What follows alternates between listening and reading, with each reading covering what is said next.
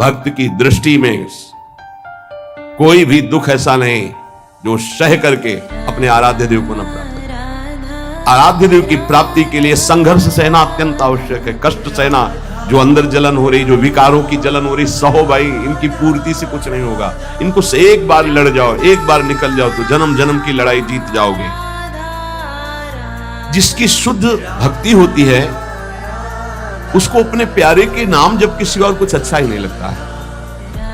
बस उसकी लीला कोई सुना दे, उसके गुणों की चर्चा करा दे, उसकी रूप माधुरी का चिंतन करे। तो मेरे प्रभु का स्वभाव है कि जो प्रभु को जपते हैं प्रभु उनको जपते हैं। ये बात समझ लो। आप प्रभु की लीला कथा सुन रहे हैं, प्रभु आपको देखकर इस भाव से, जब हमारा हृदय पवित्र होता है तभी हम भगवान को भाव से बच पाते हैं। अभी भाव नहीं, अभी तो भाव की केवल बातें सुना के बातें करते हैं, भाव नहीं जागृत हुआ। भाव जागृत होने पर इन तीन पर आपका महत्व नहीं रह जाएगा। स्वजन संबंधियों पर, अर्थ के द्वारा प्राप्त होने वाले भोगों पर और इष्ट देव से बिलक साधनाओं पर, इन पर आपका राग नहीं रह जाएगा। ये पहचान है भाव की। आराध्य देव पर ही केवल, जैसे गोस्वामी जी कहते, बने तो रघुवर ते बने, बिगड़े तो भरपूर, तुलसी और ते बने ताबन बे पे धूल। जब तक नाशवान पदार्थों में महत्व रहेगा, ये जो श्लोक है कि जिस प्रकार से भक्त मेरी शरण में आता है, मेरा भजन करता, मैं वैसे ही उसका भजन करता हूं। नाशवान पदार्थों का महत्व देने से हमारा मन अपवित्र हो जाता है। नाशवान पदार्थों के भोगने से हमारी इंद्रियां और तन अपवित्र हो जाता है, हमारे कर्म अपवित्र हो जाते हैं। तो जन्म निश्चित हो गया अगला। और जब हम भगवान की शरण में आते हैं, भगवत नाम जप करते हैं, भगवत शरणागत होते हैं, भगवत भक्तों का संग करते हैं, तो सारी मलिनता नष्ट हो जाती है। तन की, मन की, स्वभाव की, सब मलिनता नष्ट हो जाती है। इस बात को समझिए। शरीर, इंद्रियां, मन, बुद्धि, पद, योग्यता, अधिकार, धन, जमीन, जितनी भी ये सब हैं, इनमें रुचि, आसक्ति, ये तुम्हारे मन को पवित्र कर देगी, तन को अपवित्र कर देगी, स्वभाव को अपवित्र कर देगी। अगर इन्हीं सभी को प्रभु को समर्पित करके कर्तव्य कर्म का पालन करते हुए नाम जप करोगे तो सब कुछ पवित्र हो जाएगा। जैसे जड़ मिठाई कभी ऐसे लगाने वाली नहीं होती, लेकिन जब प्रभु को अर्पित करते हैं तो प्रसाद हो जाती है। मांग करके किनका मिलता है तो बड़ा आनंद का अनुभव होता है, मेरे प्रभु का प्रसाद है। ऐसे ही शरीर, इंद्रिया, मन, बुद्धि, पद, योग्यता, अधिकार, धन, जमीन, जो कुछ भी है उसे प्रभु को अर्पित करके अपने कर्तव्य का पालन करते हुए जो नाम जप करता है, उसका तन पवित्र, उसका मन पवित्र, उसका स्वभाव पवित्र, उसकी सब वस्तुएं पवित्र हो जाती है।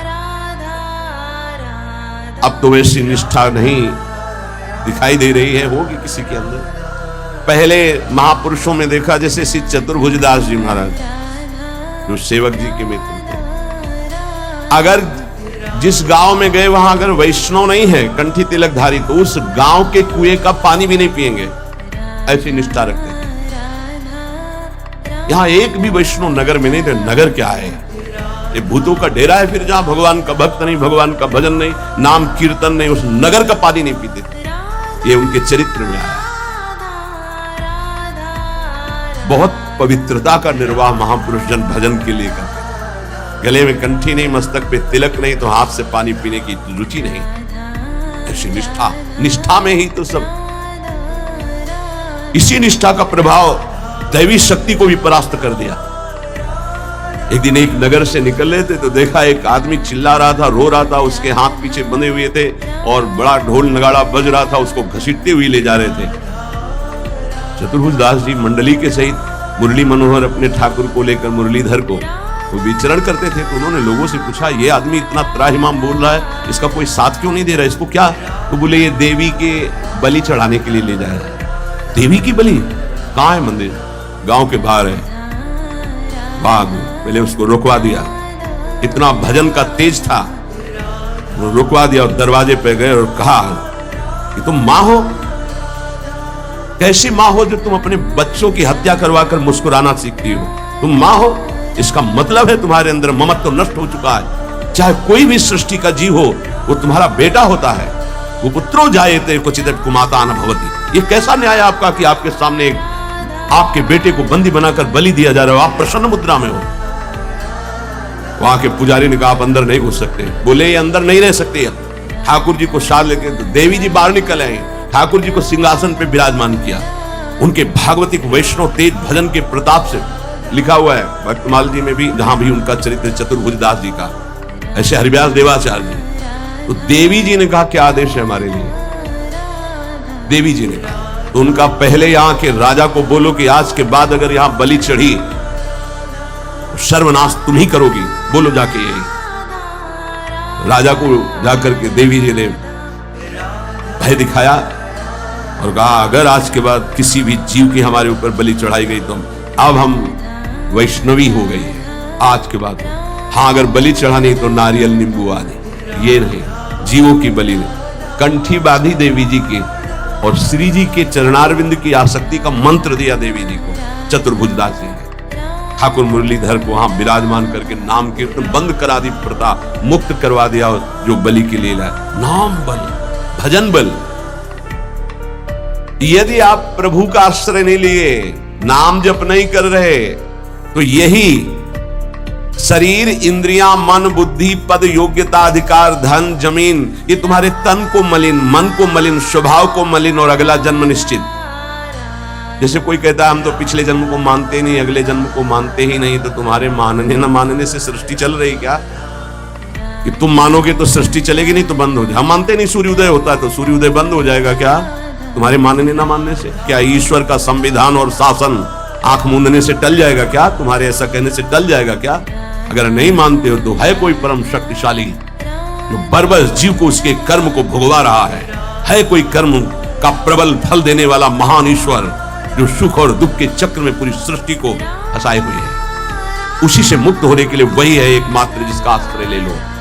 भक्त को भगवान के स्वरूप का ज्ञान, भगवान का दर्शन, भगवान के साथ खेल खेलने का सौभाग्य, ये तीन बातें जो प्राप्त होती है ये ज्ञानी को नहीं प्राप्त होती। भगवान के प्रेम स्वरूप, भगवान का दर्शन, संभाषण और भगवान के साथ खेलना, ये बड़ी दुर्लभ बात भक्ति से प्राप्त होती है। इसलिए सर्वोपरि भक्ति। जो भगवत परायण भक्त है उसमें शरीर और संसार की आसक्ति नहीं रहती। देख लो, शरीर और संसार की आसक्ति नहीं रहती। इस भगवत परायणता के लिए हठ पूर्वक बहुत नाम जपा जाए तब ये जागृत होती भगवत परायणता। हठ पूर्वक शब्द आया है। हठ पूर्वक हमको नाम जप करना बहुत कठिन है। नाम जप करना, बातें बना लेना अलग बात है, नाम जप करना बहुत कठिन है। अगर नाम जप हठ पूर्वक करोगे तो संसार शरीर की आसक्ति नष्ट हो जाएगी, भगवत परायण हो जाओगे, भगवान के तत्व का ज्ञान हो जाएगा, भगवान से प्रेम हो जाएगा, भगवान का साक्षात्कार हो जाएगा, भगवान से वार्ता होगी, भगवान के साथ खेलोगे। जब भगवत परायणता जागृत होती है तो कुत्ता, गधा, चांडाल जहां दृष्टि जाती वहां श्री कृष्ण दिखाई देते हैं। विद्या विनय संपन्ने ब्राह्मणे गविहस्तनी स्वनी चय सुपाके चा पंडिता समदर्शिना, ये तत्वबोध हो जाता है भक्त को, क्योंकि उसकी दृष्टि भगवत स्वरूप हो गई तो पूरी सृष्टि भगवत स्वरूप हो गई। किसकी? जो हठ पूर्वक नाम जप करता है। हठ पूर्वक मतलब स्वाद नहीं मिल रहा, कोई रुचि नहीं, पर गुरुदेव ने कहा इसलिए मुझे जप करना ही है। जब बिना किसी प्रयास के भगवत स्मरण चलने लगे, बिना कोई अटकल लगाए कि अरे सब में भगवान है और भगवान दिखने लगे, तो समझ लेना चाहिए कि अब हमारा कार्य पूरा हो गया। सर्वत जैसे साधक देखेगा तो पहले स्त्री पुरुष दिखाई देगा, फिर भावना करेगा कि इसमें श्री भगवान है, लेकिन परिपक्व जब हो जाएगा तो ये ढांचे नहीं दिखाई देंगे, केवल भगवान दिखाई देंगे। साधक हठ पूर्वक भजन करता है, लेकिन जब परिपक्व अवस्था आती है तो भजन करना, सोचो कितना आनंद होगा। भजन करना नहीं पड़ रहा, स्वाभाविक भजन हो रहा है, स्वाभाविक स्मरण हो रहा है। देखो,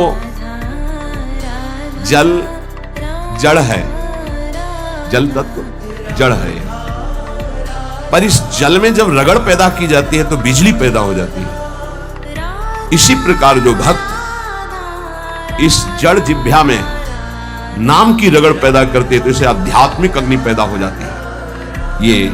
यही सब पापों को भस्म करके, संचित कर्म को भस्म करके ये भगवत प्राप्ति कराते हैं, ये समस्त विकारों पर विजय प्राप्त कराते हैं। जड़ जिह्वा पे जैसे बिजली घर्षण के द्वारा पैदा होती है, जल में जल का परस्पर घर्षण होता है, उससे बिजली पैदा हो जाती है। ऐसे जिह्वा और नाम का घर्षण होता है तो एक आध्यात्मिक शक्ति पैदा होती है जो समस्त कामनाओं पर विजय प्राप्त कराती है, जो माया को पराजित करके भगवत साक्षात्कार कराती है। पकड़ो भाई, बात को पकड़ो।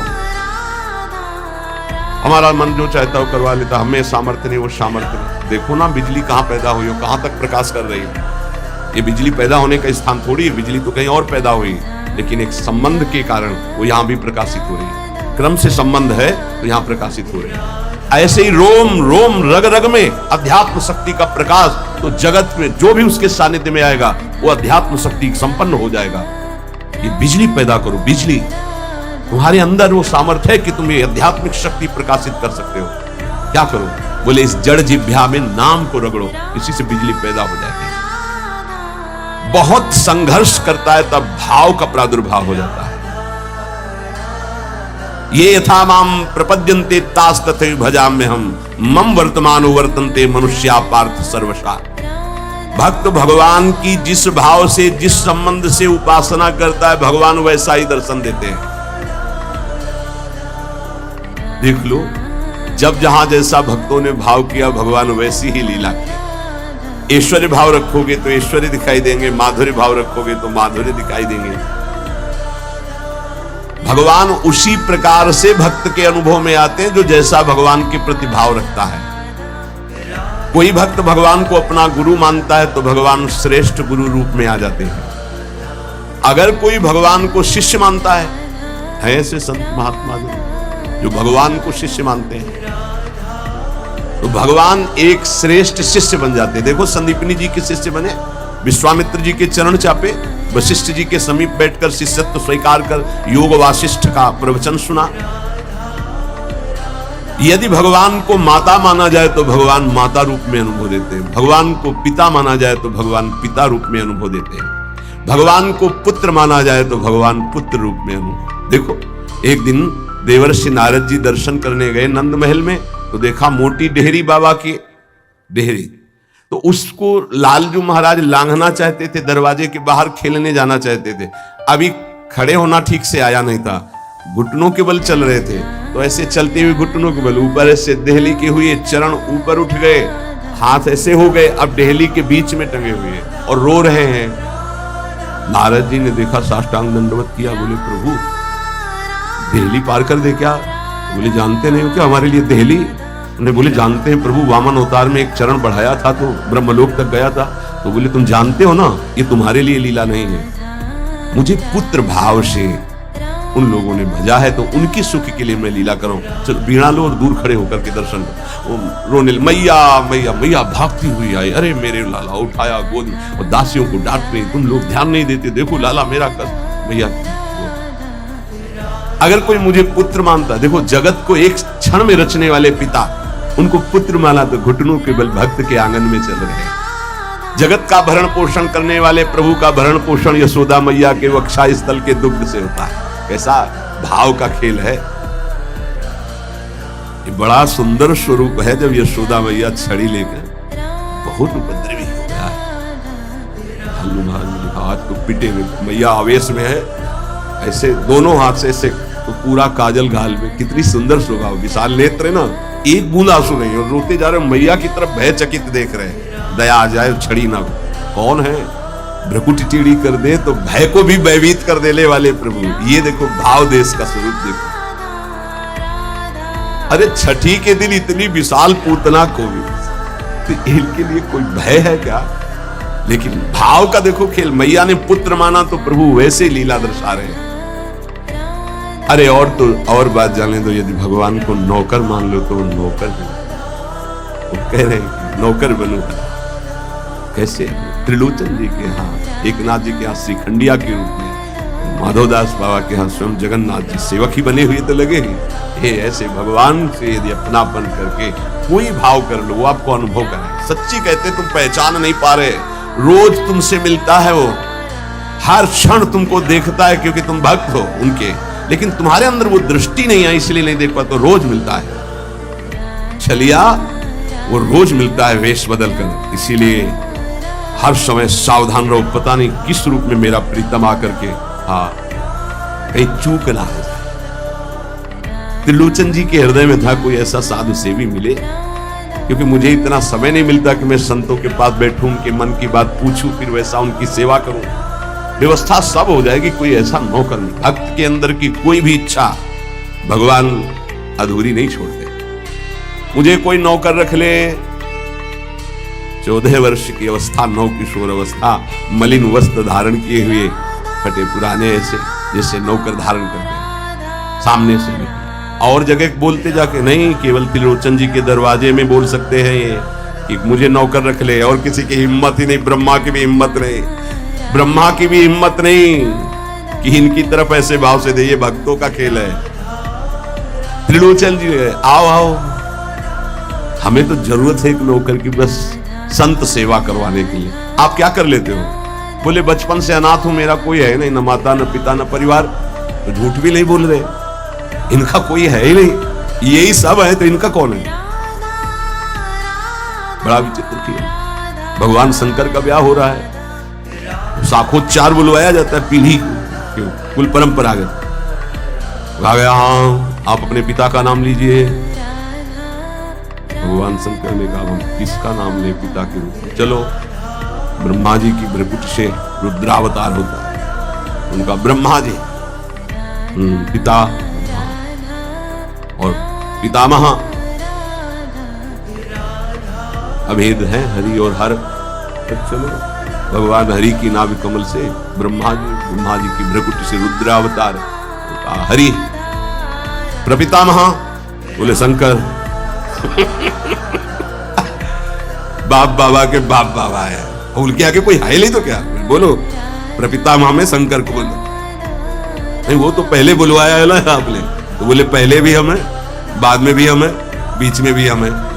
ये हैं इनका, तो इनकी हर बात सत्य होती है। कह रहे हैं कि मैं अनाथ हूं, क्यों? ये सबके दीनानाथ हैं, इनका नाथ कौन हो सकता है? मेरे परिवार में कोई नहीं है, क्योंकि यही सबके परिवार है, इनका परिवार कौन? चराचर जगत वही खुद बने हुए हैं। मेरे माता पिता ने, क्योंकि सबके माता पिता। अच्छा, तो बचपन से हमको सेवा में बड़ी प्रवीणता है, हर कला हमको आती, पर साधु सेवा विशेष समय रुचिकर है। अच्छा, तो तुम भोजन बना लेते हो? बोले एक बार बनवा दो, अगर संत अंगुली न चाटे तो बता, इतना सुंदर। फीस क्या लेंगे? पेमेंट क्या है आपकी?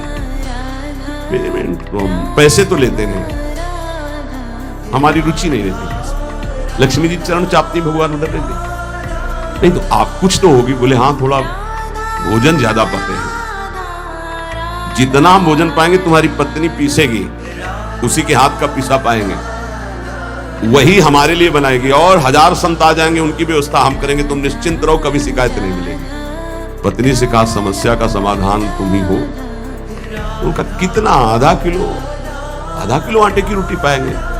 उनका इस भूल में मत रहना, अगर हम भरपेट पाएंगे तो 3-4 किलो तक पहुंच सकता है, हमें पीसना पड़ेगा। बोले शर्त है, अगर इतना कर सकती हो तो। और कभी किसी से कहोगी नहीं, अगर कह दिया तो फिर मैं नौकरी में नहीं रहूंगा। त्रिलोचन जी ने पत्नी से कहा बहुत सेवा की भावना हमारे अंदर थी, ये पुष्ट हो जाएगी इससे, तुम इतना स्वीकार कर लो। ठीक है, दोनों टाइम का भोजन हम बना के पीस के तुम्हें पवाएंगी, और तुम संत से। भगवान जैसे किसी के उस मन में चल रहा है कि आज बढ़िया कढ़ी बनती है ऐसी ऐसी, तो भगवान वैसे ही बना के सबकी सेवा में रत। अब तो वहां संत समाज आते, खूब नाम कीर्तन, खूब कथा। त्रिलोचन जी निहाल हो गए कि मुझे, और नाम पूछा तुम्हारा नाम क्या है? तो बोले अंतर्यामी। अंतर्यामी, जब से अंतर्यामी ये सेवक पधारा तब से जो संत सेवा हुई, मन नाच पड़ा। भगवान को बार बार धन्यवाद देते, प्रभु ऐसा सेवक भेज दिया। ये नहीं समझ पा रहे थे कि जिनको धन्यवाद दे रहे वही है ये। अब सुबह का पीसना 10 बजे तक पीस कर बना के खवाया, बर्तन मांजा, शाम के फिर पीसने का नंबर, क्योंकि उतना ही पाना है। वर्ष भर हो गया, कहीं जाने को नहीं मिला।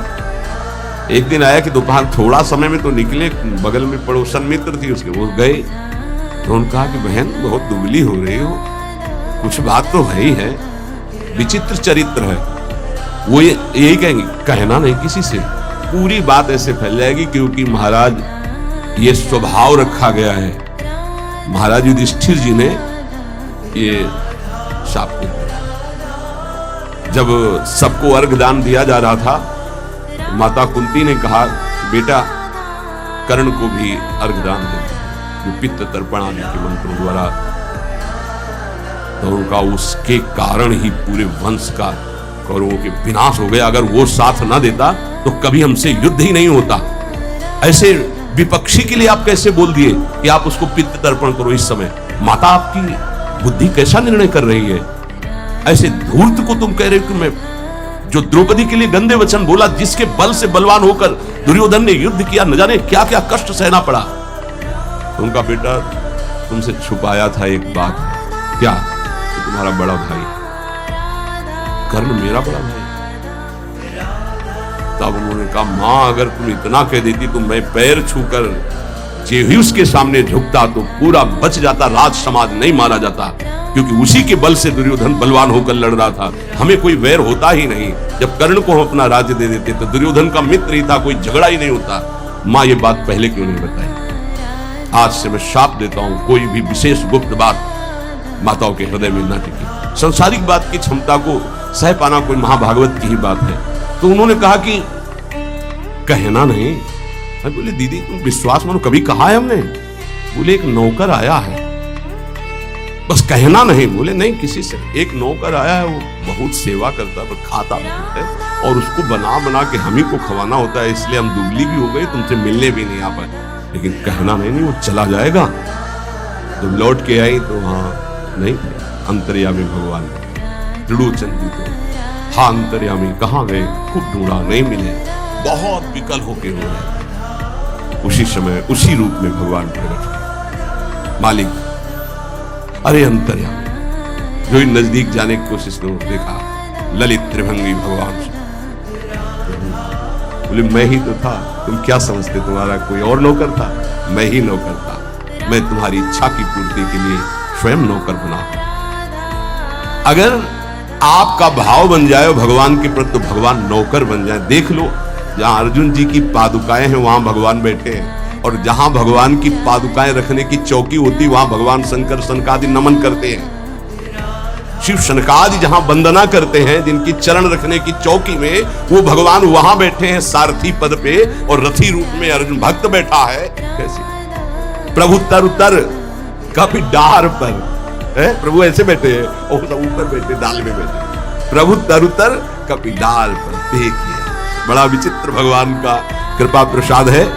जो भगवान को दोस्त मानता है तो भगवान दोस्त बन जाते हैं। जो भगवान के लिए जितना व्याकुल होता है, भगवान उसके लिए उतना व्याकुल होते हैं। भगवान भक्त के बिना तभी नहीं रहते जब भक्त भगवान के बिना नहीं रह सकता है। ध्यान रखना, आप जी रहे हो अच्छे से, वो छुपे हुए हैं। जिस दिन आप व्याकुल हो जाओगे वो छुप नहीं पाएंगे, वो बड़े प्रेमी हैं, तत्काल आपका साक्षात्कार हो जाएगा। भगवान श्री कृष्ण चंद्र कहते हैं, मुझे जो जिस भाव से बजता है। देखो अभी क्या भाव से बज रहे हो? अभी बज रहे हो विषय भाव से, भोग भाव से। जिस जिस भाव को आप, तो वही श्री कृष्ण बने हुए। सच्ची बात मान लो, उनके सिवा कोई नहीं बना हुआ। वही है, मत्ता परतरम नान्यत किंचित अस्ति धनंजय, किंचन मात्र हे धनंजय, मेरे सिवा कुछ नहीं है। इसलिए आप भगवान से अपनापन कीजिए। जो वस्तु चाहोगे वो बन करके आपके समीप आ जाएंगे। वही है वस्तु में, व्यक्ति में, स्थान में। देखो, वही बनने वाले हैं, वही बनाने वाले हैं। जो वस्तु बनी वही बने हैं। पक्का समझिए, जिस समय हमारा ज्ञान दूर हो जाएगा तो बात समझ में आ जाएगी। वही जैसे बछड़ा और सखाओं का अपहरण किया तो सखा भगवान बन गए, उनके कपड़े बन गए, छड़ी छीका बन गए। वैसे ही रंग के बछड़ा, उतने ही बछड़ा, उतनी आयु के, ऐसे ही भगवान चराचर जगत बने हुए हैं। इसलिए हमारे अंदर भगवत भाव जागृत हो जाए तो निष्ठा पूर्वक नाम जप करें, और तन मन की अपवित्रता को दूर करने के लिए कर्तव्य कर्म, जो हमें कर्तव्य कर्म भगवान की सृष्टि में मिला है, उसे करके भगवान को अर्पित करें। खूब नाम जप करें, जीवन की इसी में सार्थकता है। शेष चर्चा आगे।